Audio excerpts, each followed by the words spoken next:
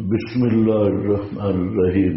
حال انبیو کا اب جو ماضی کا شبہ تھا اس پہ جواب آ رہا ہے کہ کیا بتاؤں تمہیں علامن کس پہ اترتے ہیں شیاطین؟ شیاطین کس پہ اترتے ہیں؟ تم کہتے ہو جی شیطان لاتے ہیں، پہلے یہ سمجھو شیاطین اترتے کس پہ؟ شیطان اترتے ہیں کس پر؟ عاملین پر، کس پر؟ کاہنوں پر، کس پر؟ جادوگروں پر۔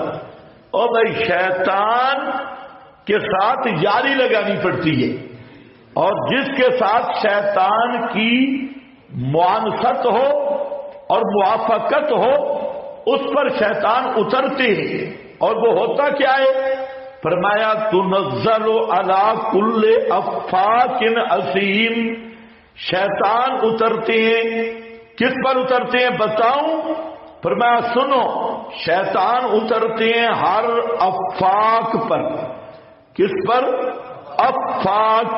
افاک بہت بڑا جھوٹا، زبردست جھوٹا، اثیم بہت بڑا سخت بد کردار آدمی پر شیطان اترتے ہیں۔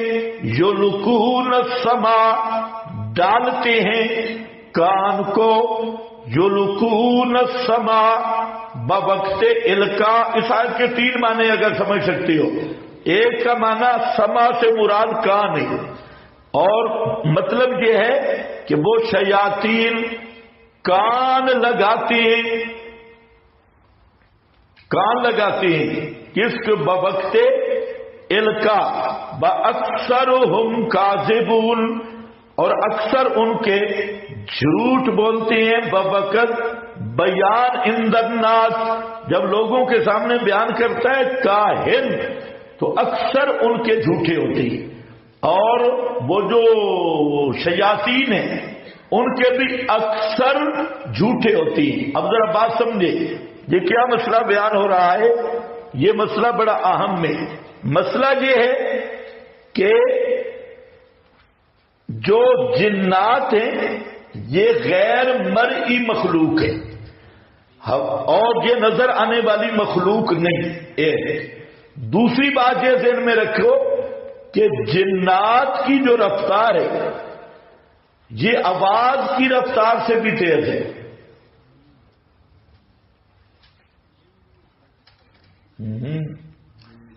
آواز کی رفتار سے بھی یہ سرعت سیر ہے۔ یہ انشاءاللہ پڑھیں گے رات کے سبق میں۔ قال افریت من الجن، کہ افریت من الجن نے کوئی گپیں لگائی تھی، تو یہ جنات کی سیر، سرعت سیر، یہ آواز سے بھی تیز ہے، ہوائی جہاز سے بھی تیز ہے۔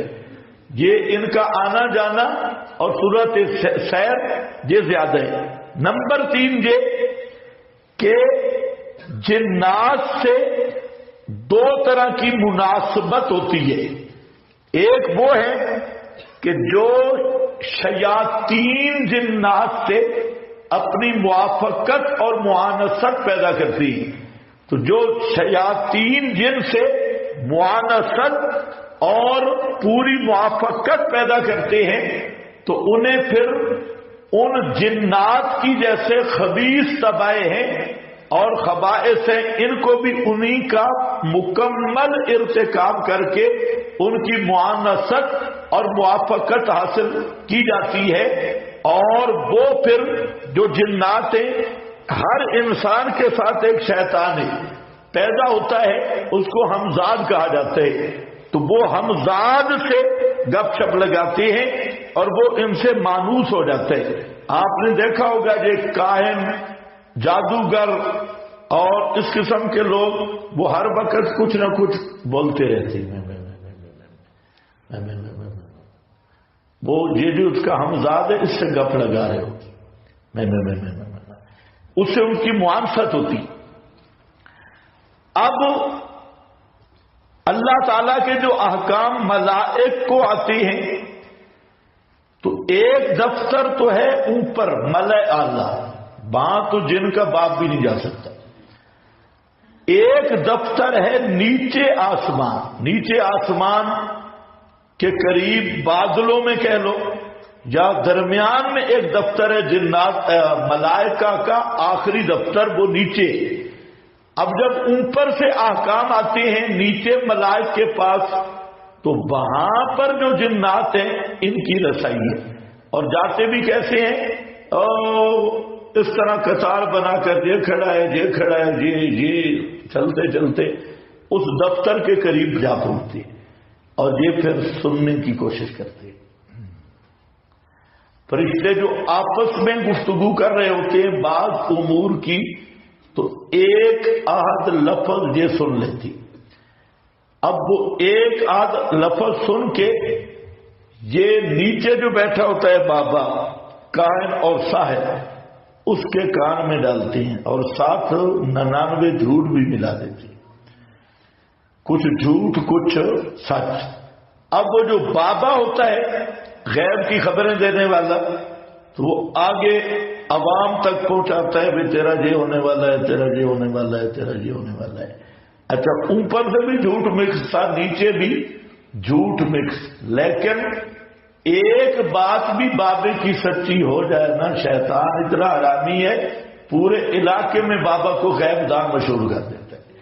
تو اصل وہ ترتیب یہ ہے. لیکن یہ شیطان آتے کس پہ ہیں؟ تم کہتے ہو قرآن شیطان لایا، تو یہ شیطان آتے میرے نبی کو دیکھ لو اور کائن کو دیکھ لو اور جادوگر کو دیکھ لو. شرم نہیں آتا؟ پیغمبر کی سیرت کو تم خود مانتے ہو، وہ خود مانتے تھے، تو کہاں نبی اور کہاں ساحر؟ چہرہ بھی واضح ہے. ساحر کا چہرہ دیکھیں گے پرانی ٹوٹی ڈاکسن کی طرح ہوگا اور بالکل عجیب سا چہرہ، اور اس پہ لعنت کے آثار ہوں گے اور اس میں کوئی خیر نظر نہیں آئے گی. اور پیغمبر کا چہرہ، ساحر اور جادوگر کی تعلیم، پیغمبر کی تعلیم، تو یہ زمین و آسمان کا فرق ہے. تو اب اس نقطہ کے پیش نظر جہاں یہ مسئلہ بیان کیا اور حاشیے پہ پوری حدیثیں لکھی ہیں، تو اب جہاں جو سمجھنے والی بات ہے وہ یہ ہے کہ شیطانوں سے معانست جادوگروں کی، جو ساحر ہیں اور جادوگر ہیں، تو وہ پوری اپنی طبیعت کو ان شیاطین کے موافق کرتی ہیں. کئی مہینے تک وہ حالت جنابت میں رہیں گے اور پھر اسی میں یا ابلیس یا قارون یا فرعون یا شداد یا نمرود، یہ ان کے وظیفے ہوں گے. اور ابلیس کی پکار ہوگی اور غیر اللہ کی پکار ہوگی، تو اس سے وہ معانست حاصل ہوتی ہے اور موافقت حاصل ہوتی ہے. جتنے جادوگر ہیں وہ سارے یہی وظائف پڑھتے ہیں. اس لیے آپ نے تعویذوں پہ بھی یہ وظیفے کندہ دیکھے ہیں، یا فرعون یا حامان یا نمرود یا فلاں. اب ایک تو یہ لین ہے. دوسری لین ہے کہ اس سحر اور عملیات کا علاج بالکل صحیح ہے. بسا اوقات یہ علاج واجب بھی ہے. اور جب یہ سحریات خصوصاً ہمارے زمانے میں یہود نے اس چیز کو پھیلایا اور یہ چیزیں للڑوں میں بھی بہت ہے. آج کل یہ بہت بڑا ہتھیار کے طور پہ استعمال ہو رہا ہے. تو اس کا علاج، لیکن علاج یاد رکھو، یہ تعویذ ٹونے ٹوٹ کے یہ علاج نہیں. اس کا علاج یہ نہیں. یہ جو آپ کے مولوی حضرات کوئی شلوار سونگ رہا ہے تو شلوار میں جن بڑے ہوں، اور کوئی جو گٹھے لگا رہا ہے گیٹ، تو گیٹ تو یہ 4 فٹ بڑھ گئی، 4 انچ بڑھ گئی. یہ سب دھوکہ ہے، فراڈ اور کپڑوں سے حساب کرنا، یہ سب بکواس ہے، کوئی چیز بھی نہیں. ہاں علاج کرنا ضروری ہے، اور علاج جس قسم کی مرض ہو، اگر کوئی ماہر صحیح مباحث متبع سنت آدمی ہے جو تعویذ لکھتا نہیں ہے اور نہ فراڈ دھوکہ فراڈ کرتا ہے، تو اس سے اگر آپ علاج کرا لیں تو کوئی مسئلہ نہیں، یہ بالکل صحیح ہے۔ ہاں بھائی، تو خیر بہرحال علاج واجب بھی ہے اور فرض کفایہ بھی ہے۔ تو آج میں یہ سمجھتا ہوں کہ جتنے لوگ گمراہ ہو رہے ہیں، ان کی گمراہی کی ایک وجہ یہ بھی ہے کہ یہ جتنے پیر ہیں یہ عملیات والے، عمل شمل والے۔ اب کوئی اسی طرح جنات کی بیماری والا پہنچ آیا اور اس نے دم کیا، جن نکل گیا، اب پہنچا ہوا پیر ہے، پورا پہنچا ہوا، سمجھ گئے میری بات؟ تو خیر بہرحال یہاں تنزل علی کل افاک اثیم، تنزل اترتے ہیں ہر افاک زبردست جھوٹے پر، اثیم جو عملاً بد کردار ہو اسی پر جنات اترتے ہیں، یلقون السما کہ وہ القا کان لگاتے ہیں سننے کو۔ یہ کون کان لگاتے ہیں؟ افاق اثیم، جنات کی گفتگو سننے کو، یا وہ جو شیاطین ہیں وہ القا کان لگاتے ہیں فرشتوں کی گفتگو سننے کو۔ دوسرا یہ کہ یہ سما مسموع کے معنی میں ہے، اور معنی یہ ہے کہ سنی ہوئی بات کو القا کرتے ہیں افاق اثیم کی طرف۔ اور تیسرا یہ کہ السما مصدر مفعول لہو ہے، اور مطلب ہے کہ وہ القا کرتے ہیں بوجہ سننے کے، بوجہ سننے کے۔ اب یہ بوجہ افاق اثیم کے ساتھ بھی لگ سکتی ہے، اور یہ بوجہ کس کے ساتھ لگ سکتی ہے؟ خود جنات سے یاسین کے ساتھ بھی، اور اکثر جھوٹ بولتی ہیں۔ تو اس کے آپ کے پاس حدیث لکھی ہے، پڑھ لینا۔ حضرت عائشہ فرماتی ہیں کچھ لوگوں نے کوہان کے متعلق پوچھا کہ یہ کاہن، جادوگر، ساحر یہ کیا ہے؟ آپ نے فرمایا لیسو بشیء، یہ کوئی چیز نہیں۔ فقالوا یا رسول اللہ فإنهم يحدثون بالشيء، بساؤ کا کہ وہ کسی چیز کی خبر دیتے ہیں اور وہ سچ ہوتی ہے، یکون حقا تو وہ حق ہوتی ہے۔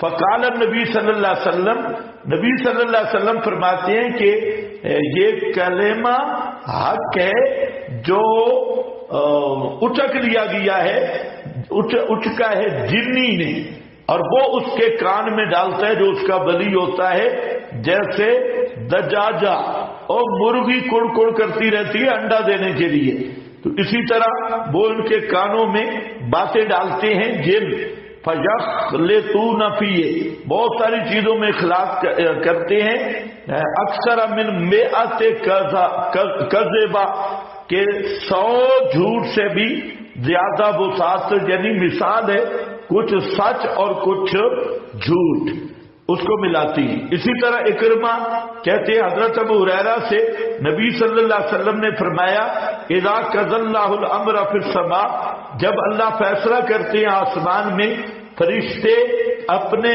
پر پھیلاتے ہیں خضعانن، وہ جھکنے کے لیے، یعنی اللہ تعالی کی ہیبت اور جلال کی وجہ سے، کانہ فرشتوں کے کانوں میں وہ آواز ایسے آتی ہے جیسے چٹان پر زنجیر کھینچا جائے۔ فَإِذَا فُزِّعَ عَنْ قُلُوبِهِمْ، جب ان کے دلوں سے گھبراہٹ دور ہوتی ہے تو کیا کہتے ہیں؟ ماذا قال ربکم، کیا فرمایا تمہارے رب نے؟ قالوا للذی قال الحق هو العلی الکبیر، اس کے سارے فیصلے حق کے، وہ علی اور کبیر ہے، پس سنتا ہے اس کو وہ مسترے۔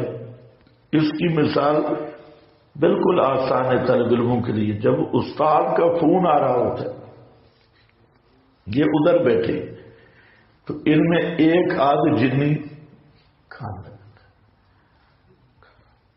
اب بساؤ کا وہ کیا ہوتا ہے، بھائی خوش ہو جاؤ جا رہا ہے، خوش ہو جاؤ، اطلاع دیتے ہیں۔ اب کبھی وہ غلط بھی ہوتی ہے کبھی صحیح بھی ہوتی ہے، ایک بات سنتا ہے اور 10 ساتھ ملاتا ہے 20. اسی طرح یہ خدمت کے لیے جو خدمت والے طالب علم ہوتے ہیں وہ بھی بڑے عجیب بزرگ ہوتے ہیں. تو یہ گیا ایسے کوئی بات کی اور واپس آیا، استاد جی یوں فرما رہے تھے، استاد جی یوں کر رہے تھے، اور 100 جھوٹ بھی ساتھ ملایا. تو یہ جنی ہے. ایک بات کے ساتھ 100 اور بھی ملا تو یہ جنی کا الکا ہے. تو یہ بالکل شیطان اسی طرح کرتے ہیں جس طرح آپ فون سنتے ہیں چوری چوری.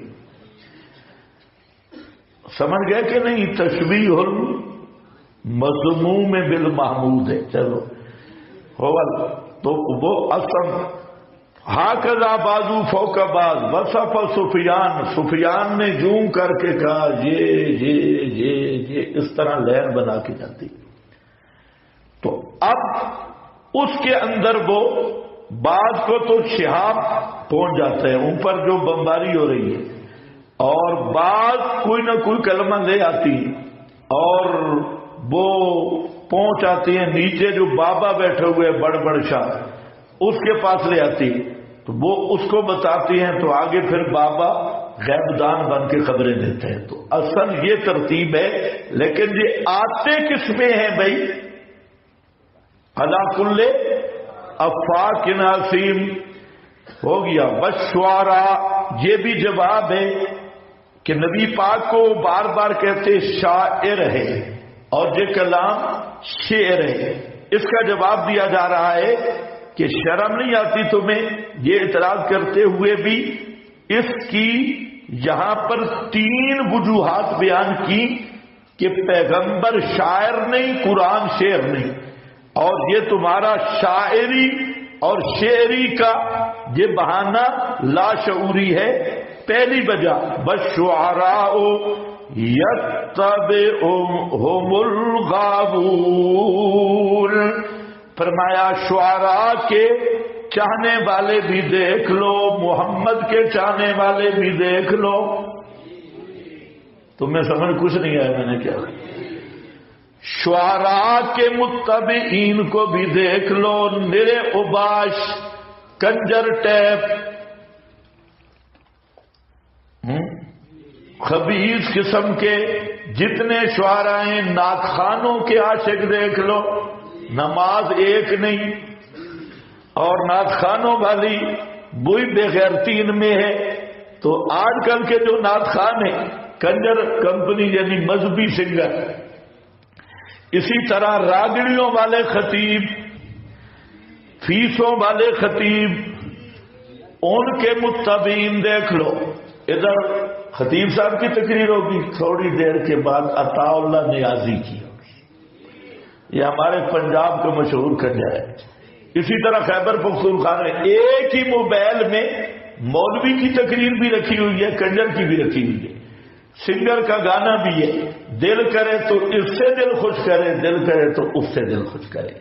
تو امام ابن جوزی نے اس پر بہترین لکھا کہ کچھ اس امت کے یہودی علماء خطبہ، اور وہ وہی ہے کہ جن کی تقریریں سن کر وقتی طور پہ بہت لذت آتی ہے اور جوش آتا ہے، جذبہ، سریں اور خوش آوازیاں، لیکن ان کے جو متبعین ہوں گے پرلے درجے کے بد عمل اور بد کردار اور بدکار.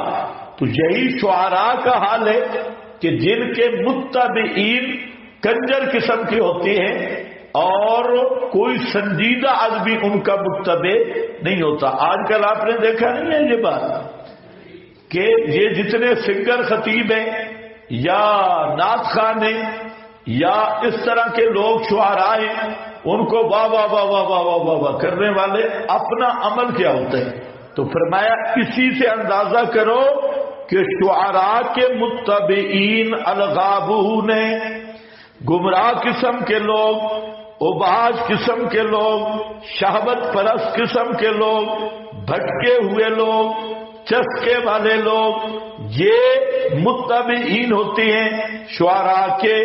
اور محمد کے صحابہ دیکھ لو، تراہم رکعا سجدا یبتغون فضلا من اللہ ورضوانا. تو جماعت صحابہ یہ دلیل ہے کہ محمد مصطفیٰ رسول ہیں. او بھائی آپ کی رسالت کی دلیل کیا بنائی گئی؟ کمالات صحابہ. میں نے آپ کو بتایا کہ آپ کی رسالت کے کئی شواہد پیش کیے گئے، ان میں ایک شاہد اور دلیل کمالات صحابہ، اور فرمایا محمد الرسول اللہ کی متبع کون ہیں؟ اولئک هم الراشدون. اور شعراء کے کون ہیں؟ متبعین الغابون. وہ الراشدون، یہ الغابون، وہ اولئک علی ھدی من ربہم، وہ ہیں کہ جن کے قدم ہدایت کے نقش بنتے ہیں. اور شعراء کے وہ دیکھ لو متبعین. عرب میں سب سے معروف جو شاعر ہے وہ امرؤ القیس ہے، اور امرؤ القیس کو پڑھنے والے مولوی بھی گمراہ ہو جاتے ہیں. یہ اکثر مولوی ٹھرکی وہاں سے بنتی ہے، امرؤ القیس کی شاعری پڑھ کر، اور یہ ساری بےایمانیاں ادھر سے. تو عرب والے امرؤ القیس کو بہت چاہتے ہیں، لیکن کہتے کیا ہے؟ الملک الذلیل، رندوں کا بادشاہ، کنجروں کا بادشاہ. امرؤ القیس کی بڑی شان ہے، لیکن سب سے بڑا الملک الذلیل زواد کے ساتھ. کس کا؟ رندوں کا بادشاہ. رند سمجھتے ہو نا، شرابیوں کا، بابیوں کا اور شہوت پرستوں کا بادشاہ ہے امرؤ القیس. کیسا مقام دی. ہمارے کون ہے جناب؟ شاعر مشرق. ماشاءاللہ، شاعر مشرق. شاعری بہت اچھی ہے، لیکن جو نیچے ان کی زندگی پڑھو تو بالکل انگریزی، پکی انگریزی، ہو بہو انگریزی. تو اب جو ان کے متبع ہیں بلاول بھٹو، شہباز شریف، عمران خان، سکولی کالجی، یہ متبع ہیں علامہ اقبال کے. اب ان کو دیکھ لو، ان میں ہے کوئی بندے کا بچہ؟ متبعین کو دیکھو. حالانکہ علامہ اقبال شاعری اس کی اچھی ہے، بس کردار اچھا نہیں. اس کے بیٹے نے اور اس کے قریبیوں نے اس کی جو لکھی ہے تو وہ بھی رنگین مزاج بزرگ تھے، شراب پیتے تھے اور بھی بہت کچھ، یعنی حضرت کے کرامات ہیں، تو بہت زیادہ کرامات ہیں. تو ان کے جو چاہنے والے ہیں وہ سکول کالج. اب کچھ کچھ تمہارے مولوی بھی لے رہے ہیں، ڈاکٹر اقبال. اچھا جی، ڈاکٹر اقبال فرماتے. اب قرآن کیا اور سارا ڈاکٹر اقبال پہ آ گئی، اور اسی پر زور ہے. ہاں، کچھ بھی نہیں ہوتا. شاعر کا کوئی مذہب نہیں ہوتا، ہر وادی میں آگے آ رہا ہے. اور اگر میں علامہ کے سارے شعر جمع کروں تو آپ حیران رہ جائیں گے کہ یہ کیا سے کیا. پھر ان کی سیرت پڑھو اور ان کے قریبی، یہ جتنے رنگین مزاجی علامہ میں بھی ہے. ڈاکٹر کا خطاب بھی ادھر سے ملا ہے، یورپ سے.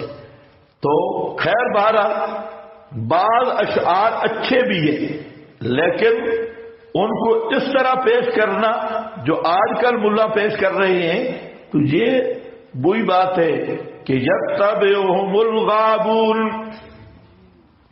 الم تر انہم فی کل واد یہیمون. الم تر دوسری وجہ. تو حاصل کیا نکلا؟ شعراء کے متبعین گمراہ ہوتے ہیں، اور محمد کے جو پیچھے کھڑے ہیں یہ ہدایت کے مینار ہیں، معیار ہدایت ہے. اور یہ الراشدون ہیں، یہ علی ھدی من ربہم ہیں، یہ رضی اللہ کی شان والے ہیں. اور یہ اولئک حزب اللہ ہیں. اور یہ وہ ہیں کہ آسمان نے آج تک ایسی مقدس جماعت آسمان زمین کے درمیان آئی نہیں جن کے تقدس پہ فرشتے بھی رشک کریں. تو تمہیں شرم نہیں آتی کہ شعراء کے کلام سے ایسی مقدس جماعت تیار ہوتی ہے؟ تو صحابہ صداقت رسول کی بھی دلیل ہے اور صداقت کتاب اللہ کی بھی دلیل ہے. اور قرآن پیش کر رہا ہے بے شک سمجھ کے کہا کرو. الم تر انہم، دوسرا جو شعراء ہوتے ہیں، فی کل وادی یہیمون، ہر وادی میں سر مارتے پھرتے ہیں. یہیمون کا معنی اونٹ، بھوکا اونٹ وادیوں میں پھرے سر اوپر اٹھا کے. تو فرمایا شعراء کی تو یہی حالت ہے، ہر وادی میں سر مارتے پھرتے ہیں خیالی مضامین کے پیچھے، اور سر مارتے ان کا مقصد زمین آسمان کے کلابے میں لانا ہے، اور پھر ان کا کوئی مذہب نہیں. کبھی دین کی تعریف کر رہے ہوں گے، کبھی کفر کی تعریف کر رہے ہوں گے، کبھی شیطان کے نغمے پڑھیں گے، کبھی بزرگوں کے نغمے پڑھیں گے، کبھی عورتوں پر شاعری ہوگی اور کبھی دین پہ شاعری ہوگی. تو یہ سارے شعراء اکثر کا یہی حالت ہے. ان کا مقصد ہوتا ہے عجیب و غریب خیالی مضامین. اور جو قرآن ہے، قرآن فطرت کی آواز ہے.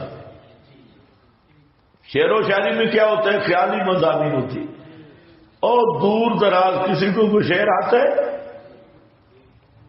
خیالی مضمون، اور آسمان زمین کے کلاب بھی، کوئی نہ منہ نہ متھا. تو تصوراتی دنیا ہے، تخیلاتی دنیا ہے. ہاں تو اور قرآن حقائق کی دنیا ہے، فطرت کی آواز ہے اور اندر کی آواز ہے. تو یہ بھی فرق ہے کہ قرآن کو شعر کہتے شرم کرو، بول شعراء کو بھی دیکھ لو اور محمدی انقلاب کو بھی دیکھ لو اور قرآنی تعلیمات کو بھی دیکھ لو. وَأَنَّهُمْ يَقُولُونَ مَا لَا يَفْعَلُونَ. نمبر 3، تیسرا یہ کہ شاعر لوگ کہتے کچھ ہیں کرتے کچھ ہیں. ہاں کرتے کچھ ہے. انہم یقولون ما لا یفعلون، سمجھے؟ کہتے ہیں اور کرتے نہیں. سخاوت پہ نظم لکھیں گے، 1 روپیہ دینے کے لیے تیار نہیں ہوں گے. بہادری پہ نظمیں اور شعر و شاعری ہوگی اور بلی سے زیادہ بزدل ہوں گے، بھاگیں گے.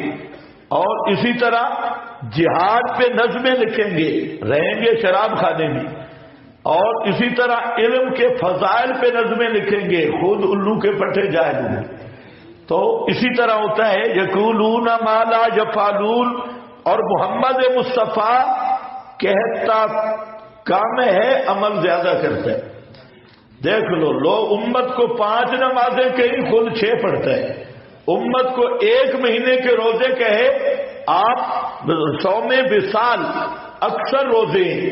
امت کو جہاد کی ترغیب دی، آپ میدان جہاد کی فرنٹ پہ ہوتی. امت کو سفروں پہ بھیجا، آپ اس کے کمانڈر ہوتی.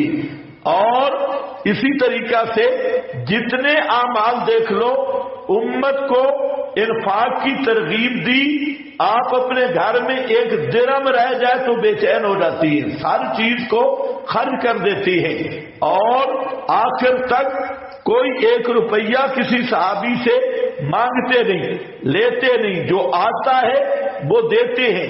امت کے لیے صدقہ اور ہدیے، صدقہ جائز قرار دیا، اپنے حق میں صدقہ حرام بتایا اور صدقہ تک نہیں لیتے. تو یہ شاعر یقولون ما لا یفعلون، شاعر کہتے کچھ ہیں کرتے کچھ ہیں. اور محمد الرسول اللہ صلی اللہ علیہ وسلم جو کہتے ہیں پورا 100% اس پہ عمل کر کے دکھاتی. تو پھر یہ شاعر ہے اور یہ شعری ہے، کلام شعر ہے. تو یہ کتنی حماقت کی بات ہے. کتنی باتیں آ گئی بھائی. یہ 3 وجوہ سے رد کر دیا کہ یہ کلام شاعر نہیں اور محمد مصطفیٰ وہ بھی شاعر نہیں اور یہ شعر نہیں. ما لا یفعلون الا الذین آمنوا وعملوا الصالحات، یہ مستثنا منقطع ہے. مسئلہ گڑبڑ ہو جائے گا آپ کا. اوپر لکھا ہے مستثنا منقطع، لیکن وہ لوگ جو ایمان لائے، وعملوا الصالحات اور کام کیے بھلے، وذکروا اللہ کثیرا اور ذکر کیا اللہ کا بہت زیادہ، وانتصروا اور بدلہ لیا من بعد ما ظلموا بعد اس کے کہ ان پہ ظلم کیا گیا. بس وہ لوگ مستثنائے یعنی شعراء جہاں ایک طبقہ کو استثناء دیا، الا الذین آمنوا ان کے لیے شرائط بیان کی ہیں اور شرطیں 4 ہیں. پہلی شرط کہ صحیح العقیدہ ہو، دوسری شرط کہ باعمل ہو، اور تیسری شرط کہ اپنی شاعری میں مسئلہ توحید کو بیان کرے. ذکر اللہ کثیرا اشعار توحیدیہ ہوں، مسئلہ توحید کا بیان ہو. اور نمبر 4 وہ وانتصروا من بعد ما ظلموا جتنے اسلام کے خلاف، مسلمانوں کے خلاف، صحابہ اور نبی کے خلاف یہ شعر و شاعری ہے اس کا جواب دے. اس کا کیا دے؟ جواب. مخالفین کو جواب دے. کتنی شرطیں ہیں؟ 4. پہلے خود بدعتی اور مشرک نہ ہو، ہاں. اور دوسری شرط کیا ہے؟ عامل الصالحات، شاعر یہ کنجری نما نہ ہو، بلاول بھٹو کی کٹ والا نہ ہو، عامل با عمل شاعر. اور تیسرا کیا ہے؟ اپنی اشعار میں اللہ تعالی کی حمد و ثنا اور توحید کو کھولے. اور چوتھا ہے کہ مشرکوں کو جواب دے. توجہ ہے؟ ایسا کوئی شاعر ہے تو پھر تو ماشاءاللہ مومن بھی ہو. آج تو اکثر شاعر بدعتی اور مشرک. ایمان پہلی شرط ہے. دوسرا عمل صالح ہو. ہاں عمل صالح یہی ہوگا جو آج کل شعراء کا زنانیوں والا میک اپ کر کے نمائش کرتے ہیں سٹیج پہ بیٹھ کے، اور شاعر و شاعری کنجروں کی طرف پہ ہوتی. ہمارے ہاں یہ طاہر جھنگوی کا ایک شاگرد آ گیا، رات ہمارے پاس ٹھہرا، ہم پڑھتے تھے تو وہ اس کا شاگرد تھا، شاعری سیکھ رہا تھا. آج کل خطابت بھی سیکھی جا رہی ہے اور شاعر پڑھنے بھی سیکھے جا رہے ہیں. یہ سیکھ رہا تھا. تو خیر ہمارا ایک ساتھی تھا، وہ ذرا شرارتی تھا، تو اس کو رات کو جب کھانا شانا دیا تو اس نے اس کا بیگ کھولا اور ٹیپ اور کیسٹیں نکالی. اس وقت موبائل نہیں تھا، آپ تو خوش قسمت ہے، ہر چیز جیب میں آ جاتی، اسے اتنی ٹیپ رکھنی پڑتی تھی اور کیسٹیں. تو کیسٹیں جب چلائیں تو سب کنجروں کی کیسٹیں تھیں، عطا اللہ سخیلوی کی، اور ہمارے پنجاب میں کوئی پتہ نہیں سینا بدیال ہے یا کیا، ان کی کیسٹیں تھی، اس زمانے کے سنگر کنجر ان کی. تو اسے لگا دی، اس نے کہا یہ کیا ہے؟ اس نے کہا تمہیں کیا پتا؟ استاد جی نے ہمیں دیے، استاد جی نے دیے. کیونکہ ان کی سر سننی ہے، جیسے یہ سر لگاتے ہیں تو ہم اسی طرح دین کی خدمت کریں. یہ تو ہماری آنکھوں دیکھا باقی ہے نا. اور یہ جتنے شعراء ہیں ان میں ساری بلاول بھٹو والی یاد تھی. اور یہ سنگر سن کے، ہاں ان میں جو مومن ہوں وعامل الصالحات اور ہوں بھی باعمل، وذکر اللہ کثیرا اور ذکر کرتے ہوں اللہ کا اپنے اشعار میں. وانتصروا ہماری جماعت میں چند شعراء جو تھے وہ انہوں نے بہت اچھی شاعری کی. ان میں ایک چشتی تھا جو شیخ القرآن کے ساتھ ہوتا تھا، اللہ بخش چشتی. وہ بہت اچھا شاعر تھا بھی مخلص اور صحیح مسئلہ توحید بیان کیا اس نے.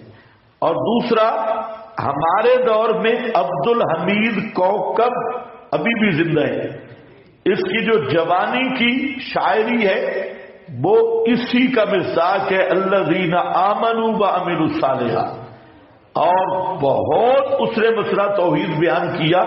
ہر نظم ایسی سپرٹ توحید بری. آپ نے تو ابھی نئے ڈسکو حضرات سنے ہیں، لیکن عبد الحمید کوکب کی جوانی کی نظمیں جو ہیں کسی کی کٹ بھی نہیں، اپنی آواز بھی.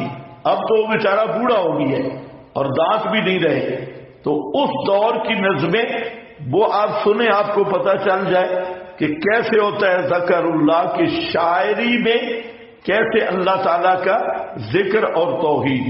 پیغمبر کے زمانے میں بہت سارے صحابہ، حضرت حسان، حضرت عبداللہ ابن ربا اور بھی بہت سارے صحابہ تھے جو باقاعدہ طور پہ توحید بیان کرتے، رسالت بیان کرتے اور مشرکین کو جواب دیتے.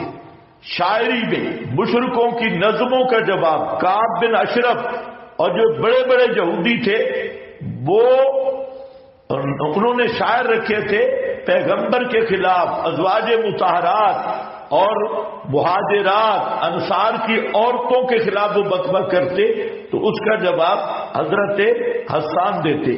تو حسان کی شاعری معروف ہے اور پیغمبر کریم منبر پہ بٹھاتے تھے حسان کو. تو اگر یہ اس طرح کے شاعر ہوں، ایمان بھی، عمل صالح، اور تقریروں میں کیا ہو، ذکر اللہ کثیرا، شرک نہ ہو.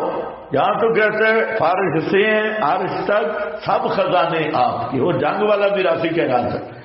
فارش سے عرش تک سب خزانے آپ کے، اور سب سے پہلے مشیت کے انوار سے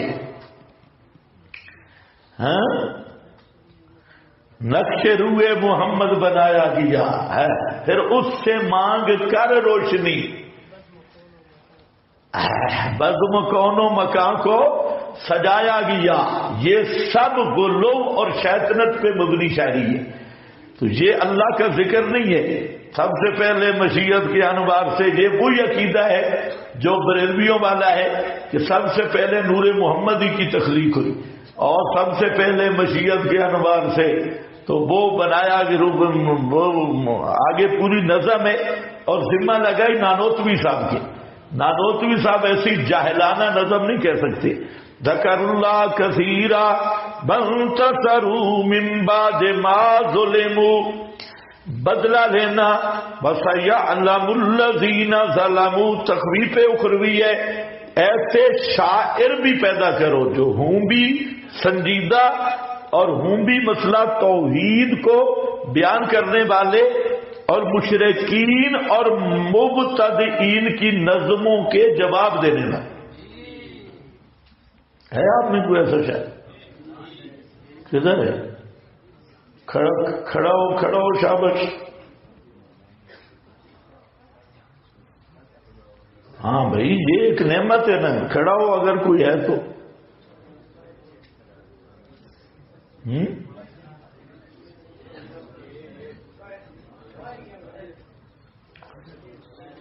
چلو ہاتھ کھڑا کر اگر ٹانگیں کانپتی ہیں تو.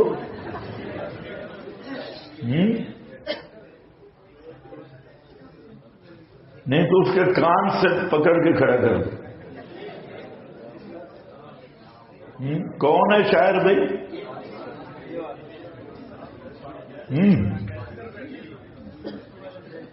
وہ کہتے ہیں مجھ پہ الزام ہے،